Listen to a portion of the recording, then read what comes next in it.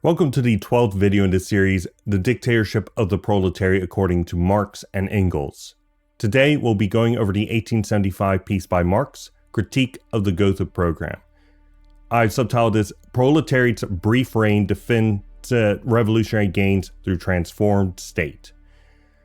As noted at the end of the previous one, we already went through the critique of the Gotha program in terms of the character of the communist mode production, but this one is a significantly shorter section that's based on, in fact, simply 2 paragraphs at the end of it.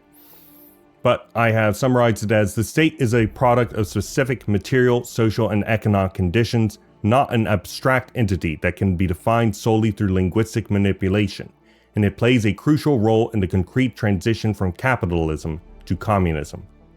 During the transition from capitalism to communism, the state takes on the specific form of the revolutionary dictatorship of the proletariat, a temporary phase in which the proletariat consolidates its power and defends its interests against the remnants of the old ruling class. In this transitional phase, the state carries out social functions that are analogous to those of the present state, but these functions are transformed to serve the interests of the proletariat and thus the people as a whole, rather than a ruling class. And that is the end of my summary of Marx's critique of the Gotha program in terms of the dictatorship of the proletariat. And you could just pause right here and take a look at the quotation extract that this is based on, but as usual, you can also go into the description below and find a link to the Google Doc wherein this is within. Or you can also go into the United Marxist Pact Discord server, also linked there, and you can find people to talk with about this. With that said, tomorrow we will be going over a letter from Engels to August Bebel and Zwickau, written in 1875.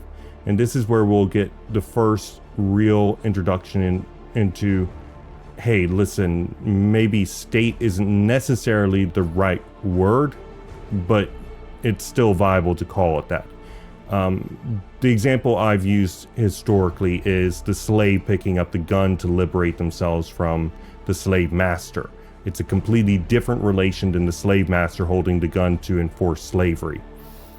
It's still a gun, right? It's still something that is being held as a weapon of violence, but its relation and its character is completely different. And this is an unquestionable reality. So it is still correct to call it a state, but Engels is going to call it something else in this, and it's a very good way to make a distinction, I think, insofar as is necessary. With that said, thank you for joining me for today's topical summary, and I hope to see you tomorrow.